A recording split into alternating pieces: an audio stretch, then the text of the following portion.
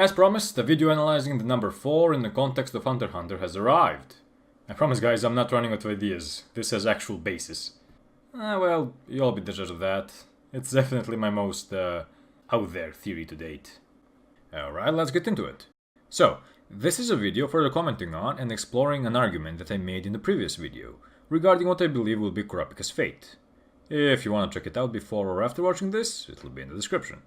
Plugging aside, there I mentioned that Kurapika is rather heavily linked with the number 4, as his birthday is the only one that does not fall on a Japanese holiday, unlike the 3 other protagonists, and actually falls on the 4th day of the 4th month of the year. This, along with his badge number on Zeol Island being 404. Why does this even matter? Well, as I mentioned in the previous video, the number 4 is considered a very unlucky number in Japan, due to it being pronounced as she, which is a homonym for death. Luckily for them, it's one of the 2 possible pronunciations, with the other being Yon.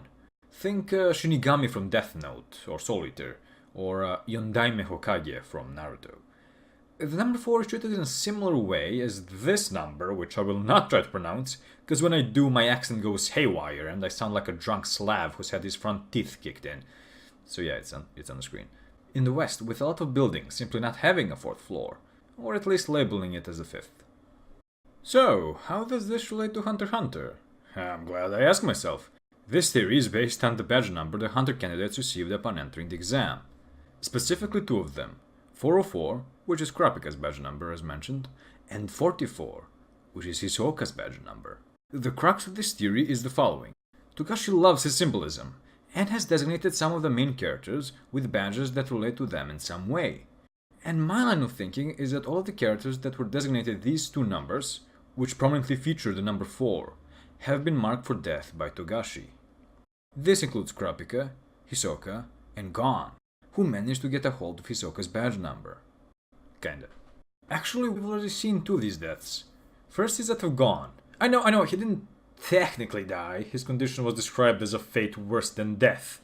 But I think that what happened to him is a pretty good metaphorical extension of the word. The green spiky-haired cheery bundle of joy that is gone was gone, pun not intended, and all that was left was his shriveled husk of endless suffering and agony. Dark. Then we have Hisoka, who literally died. No metaphorical extension needed, after his battle with Chrollo. The dude had to be clinically dead for at least a couple of dozen minutes, but was then resuscitated by, his rubber nen. For all intents and purposes, the guy died.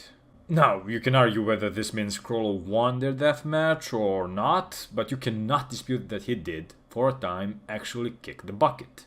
And in the end, we have Kurapika, whom Togashi himself has stated would die, and who is now slowly progressing toward that end.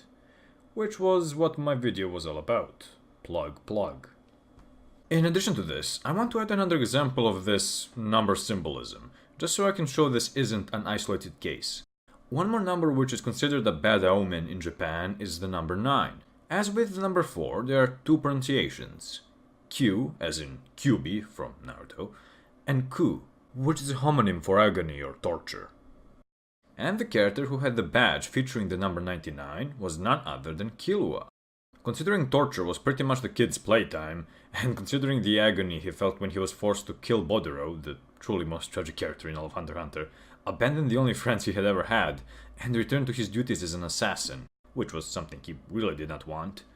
As far as that whole arc goes, he is pretty much the poster boy for suffering. And edginess.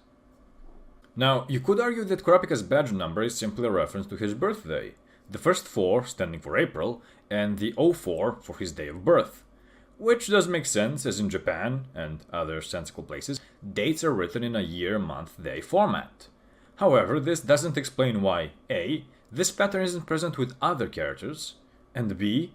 Why Kurapika's birthday breaks the pattern of being on a Japanese holiday in the first place, and is instead on a date which very prominently features this culturally very unfavorable number. As we've seen throughout the series, Togashi loves his patterns. Case in point, the first names of the Zoldyck children start with the ending syllable of the one which precedes them in age. So it goes Illumi, Miluki, Killua, Aluka, and Kaluto. So, in conclusion, either Togashi is an absolute god at foreshadowing, or I'm looking too deep into things. You tell me. Gotta say, it feels pretty good starting off the new year rightly with a Hunter x Hunter video. And on time even. At least I hope so. At the time of writing this it's still 2018, but I'm being optimistic. I am very well aware that this theory isn't the strongest, as it relies quite a bit on indirect evidence and conjecture, but I think it has a mostly solid basis. My brain noticed a pattern and I just jumped on it. I honestly wouldn't put it past Togashi. He's definitely the type of writer who would do something like this. And I also wanted to add something regarding the previous video.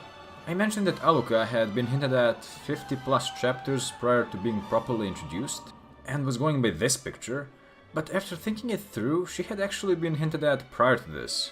We met the rest of the Zoldycks during the Zoldyck family arc, and an observant reader could have noticed that there was a break in the pattern of the naming scheme, considering Aluka is older than Kaluto. This doesn't completely disprove what I said about Togashi and his plan for Gon, but it definitely doesn't help it. It was a side point anyway, and doesn't really invalidate the rest of the points made in any significant way. In any case, thank you for watching. If you wanna be kept up to date or you want to cringe at my stupid jokes, you can follow me on Twitter, name is in the description. Feedback is always appreciated, and I'll see you in the next one. By the way, while doing research, I found out that this guy is named Matthew. Or Mashu? Yeah, I don't know. Looks more like a Tyler to me. Yeah.